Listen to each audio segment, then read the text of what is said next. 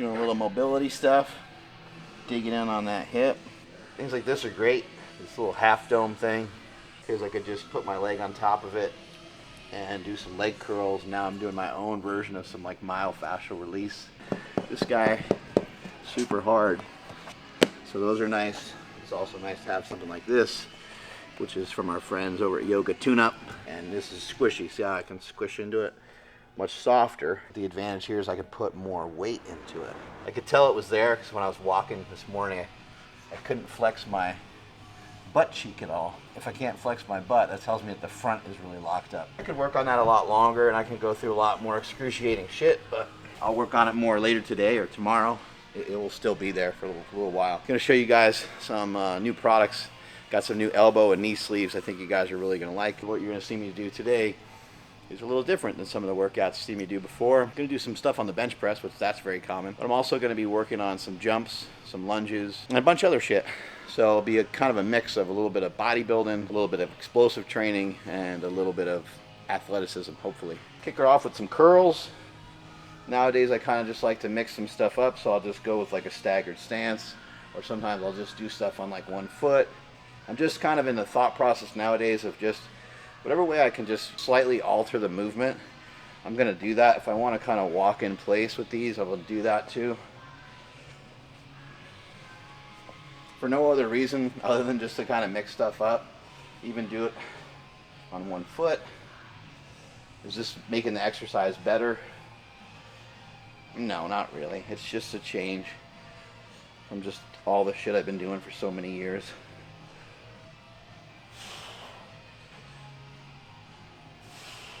I kind of like a seated lateral raise. One of the reasons is because my legs will be in the way of the range of motion a little bit because I'm going to lean forward. And there's many ways of doing lateral raises. You can do them where you're really going like to the side of the body a lot. You can also do them where your arm is a little more bent and you're a little more here. For me, I kind of like right about here, where my hand, in this case, is kind of even with my quad. To me, it seems to hit the delt the way I want a little bit better, but feel it out for yourself and see what feels good. Some people, kind of an old school way of doing it is even with the arms bent like this. This is a pretty good version, but for me, for now, I'm in here. I'm gonna use a little body English to get the weight up. I'd say bring the weight up to the ears or slightly over the head. And I go before my forearms touch my shorts.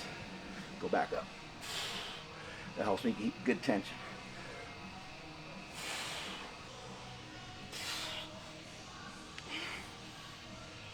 I always like to be doing more than one thing at once.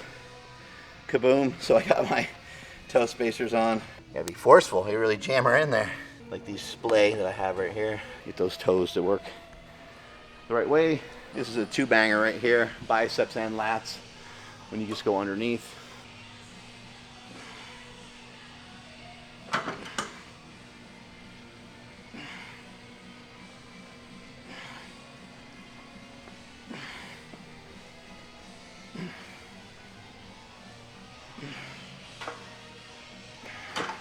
We do a little bit of jumping today. And one way to get prepped for that is to jump on something soft. So this is a sand dune stepper. It's an amazing product. Luckily here at Super Training we have just about everything you think of. If you don't have access to this, you might have to use some ingenuity and just jump on something that's soft, maybe like a wrestling mat, maybe a yoga mat, something. But it's a good way to get yourself prepared to jump a little bit just by going on something nice and easy like this guy. This is just a big old chunk of foam, basically.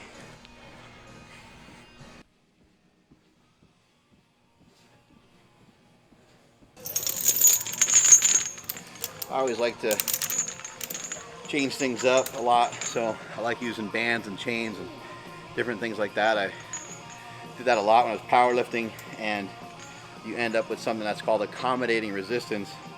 More and more chain weight is going to pile up on the ground when I do my bench press, all the way to the point where it's kind of zeroed out. Hardly any extra chain weight on the bar. As I go to press, all that weight is going to hop onto the bar. Each chain, in this case, these are 30-pound chains. So I have one per side, so it adds approximately additional 60 pounds at lockout. This bar is probably 55 pounds, so this is 105 pounds of bar weight, 105 pounds of bar weight, and approximately 165 pounds at the top because of the chains. Again, it's probably about 105 pounds though at the bottom of the bench press, where you usually need the most help, because that sometimes hurts your shoulders, hurts your elbows. So by accommodating resistance and messing around with the strength curve of the exercise, you're doing something that could potentially have a lot less harm to it. Whereas normally, just a regular straight weight, if I'm using, I don't know, 185 pounds or something like that, I have to deal with that weight all the way through the full range of motion. So this is just another way to kind of do it, and it's something I really like and enjoy. Once I get warmed up, I like to do them with a little bit more explosive energy, so just a little, not anything too crazy, but just a little pop.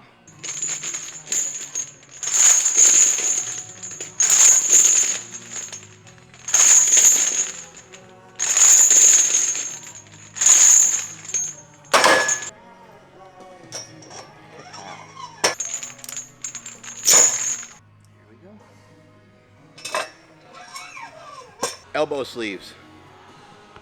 What's new, what's special, what's different about these? There's always something new and different from us here at Slingshot. Often imitated, never duplicated. This is what we're going to call our raw sleeve. This is so you can still see all your gains, because once you put these elbow sleeves on, you're still going to be able to see them triceps. You're still going to be able to see those biceps. When we put the knee sleeves on, you're still going to be able to see the gains in the quads and in the hamstrings. Because so many sleeves are so long, they have so much coverage that you can't see anything. So me being the egotistical maniac that I am and the narcissist that I am, I recognize how important it is to see every vein and every muscle possible, right? Easy to get on, nice and smooth to get on. They look cute, and they give you nice support, along with a little bit of warmth because of the neoprene. To me, that warmth and that even just slight support has always been beneficial in my lifting. Helps me to be a little bit more confident, helps me to lift a little bit more weight for the day, a little bit more reps, a little bit more sets, all that kind of stuff. Nice and small too, easy to fit into your gym bag. It's even marked for you left and right and all that stuff, so you don't get too confused. Because sometimes you're like, which way do I put this on? How do I do this? Sometimes knee sleeves take a lot to get on. These are really simple to get on. This is our Slingshot material. This is our neoprene that doesn't have an extra stiff jersey on it. So it's very pliable, but still sticks to the leg real nice. Still sticks to the joint real nicely. These can also be called like the gateway sleeves, because a lot of people haven't really tried sleeves yet. And these could be a good gateway, the first sleeve you ever try, to get you into more powerlifting gear over time. But I think a lot of people have never tried elbow sleeves, knee sleeves. I hear some people sometimes say, oh, I don't think I'm really lifting that heavy, so I don't really need those. And I wouldn't say that you necessarily need them. I would just say that they're really nice protection for certain days. Sometimes the joints, ligaments, tendons don't always feel great. And I think something that's kept me together, I'm 46 years old, and I'm out every single week, running 10, 15 miles on a weekend. And I'm able to do that. I think a lot of it has to do with powerlifting, the heavy lifting I've done over the years, but also protecting myself before I wreck myself by wearing knee sleeves, knee wraps, squat suits, bench shirts, slingshots. I think all that stuff contributed and helped a lot. All right, so we're gonna do some jumps right here, up onto the bench.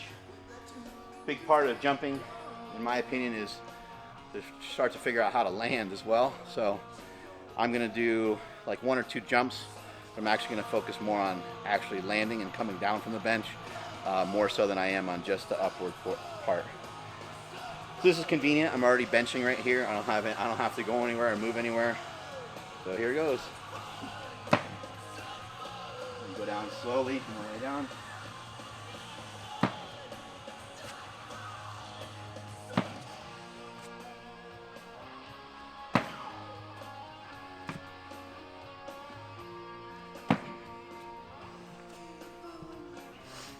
So what I mean by jumping down is what I'm going to do next, but I'm going to do so very carefully.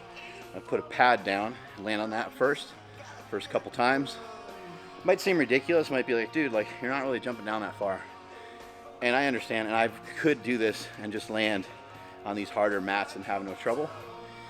But it's just a precaution because the landing is actually a lot of force coming down. Your body weight, you got gravity, right?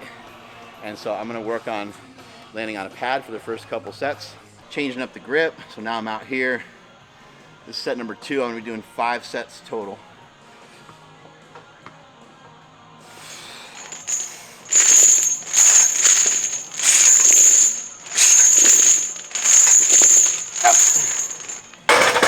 Oh, feels good. I still have good explosiveness in my upper body, which is always fun, even though that's not heavy. It's nice to feel that because I certainly don't feel it from my lower body yet. Still a work in progress. I am going to just continue the jumps because that went well, but I think I got enough out of that for today.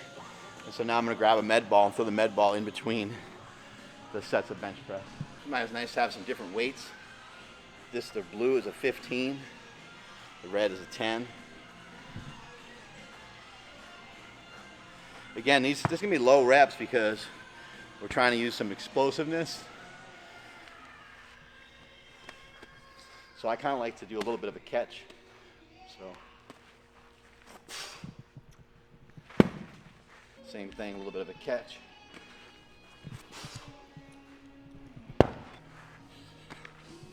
Oof. There we go. Yeah.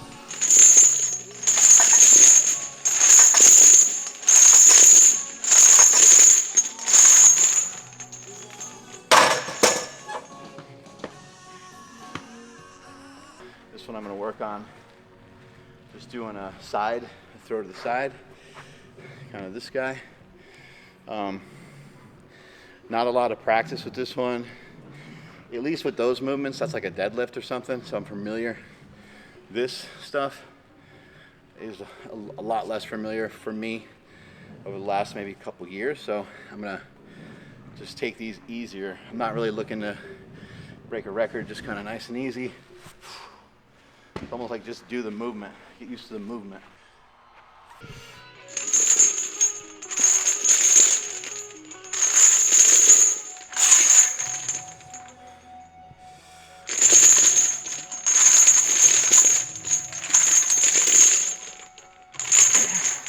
This guy should at least be able to go to that slingshot logo, hopefully. Kettlebell swing fashion, so it's gonna go here, and then I'm gonna launch it. There we go. I would say the only caution I would ask you to have here is be a little careful of the low back. Be careful that you don't really overextend a lot. Make sure you extend through your glute, flex your butt real hard.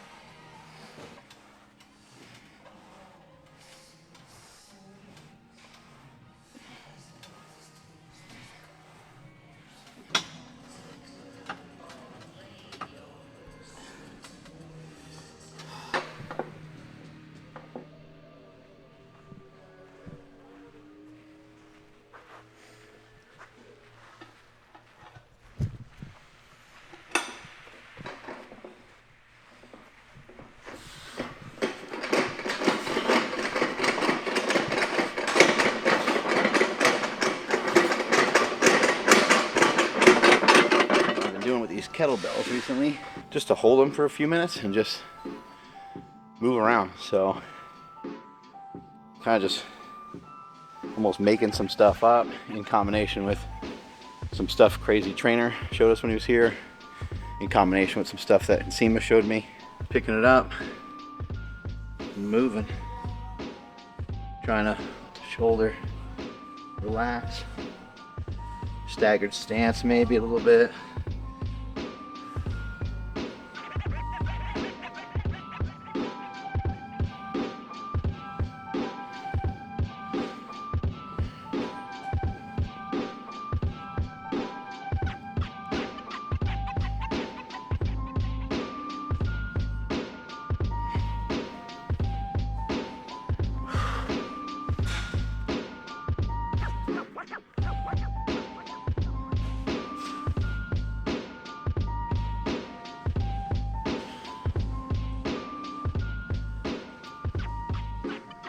Counterbalanced weight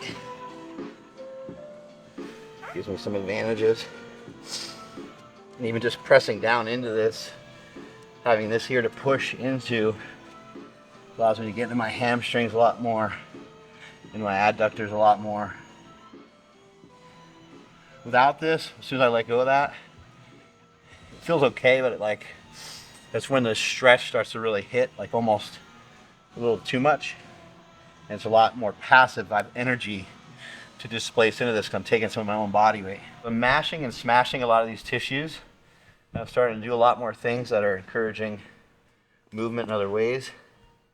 And this is kind of the last piece of the puzzle, is to just get these tissues, not just the muscle, but the tissues, to stretch more and to be able to move in some different ranges. And move more efficiently.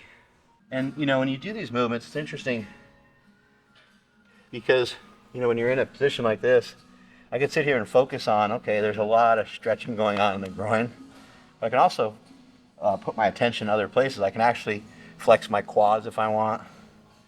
I can say, okay, what's it like to try to stand up from this position? And that starts to feel sketchy, but it's all kind of like, some of the stuff's kind of new for me. So maybe I don't stand up with my feet that wide. Maybe I stand up with my feet this wide. And I start to do it really slow, and I start to think, is there a muscle? Is there an area that's preventing me from doing this?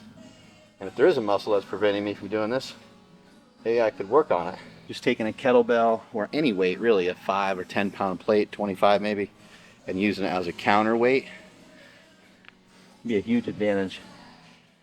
When I go to stretch, I'm warm now, so it's easier, but if I go to kind of stretch this way, the stretch is like, yes, I feel a stretch in here, but it's just sort of painful. If I have a weight,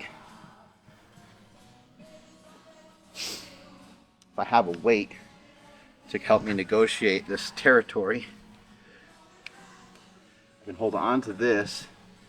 And now this feels like what is greater range, and it's kind of more fun too, because it gets me familiar, like, all right, I'm still lifting weights, right? But it also helps me to relax into the stretch in a different way. Probably not really detectable on camera necessarily, but it just feels better. I can take this weight, if I push it over here, I can get further away from that side. I think many people in the fitness industry are trying to fill these kind of voids in with weights and with training and with fitness, and I don't think it can only be filled in with weights and fitness. I think you have to square away other parts of your life as well. So that's why for me, I don't mind if something comes and goes a little bit. I don't care if I bench 405 for 10 reps one day and have it nearly kill me on another day for 1 rep. I don't care if, like, at the moment, I don't even think I could deadlift. Like, deadlifting double my body weight would hurt really bad. I could manage it just on sheer principle of like being able to do it, but also in a squat, I wouldn't be able to do it. Like, it would kill me. If it was 440 squat or something right now, totally crush me. I'm totally fine with it. I'm okay with it. I'm not worried or concerned. Let it come, let it go. Don't get so attached, I guess, is the main lesson in that. Don't get so attached to shit that you can't part ways with certain things sometimes, because it's not in my best interest and not in the cards for me to go really working hard on my squat right now. These things are a go, man. I'm super pumped. Super excited for you guys to try these guys out. Our new sleeves. They're ready to rock. Pick them up at marksmellybell.com. Strength is never weakness, weakness is never strength. Catch you guys later.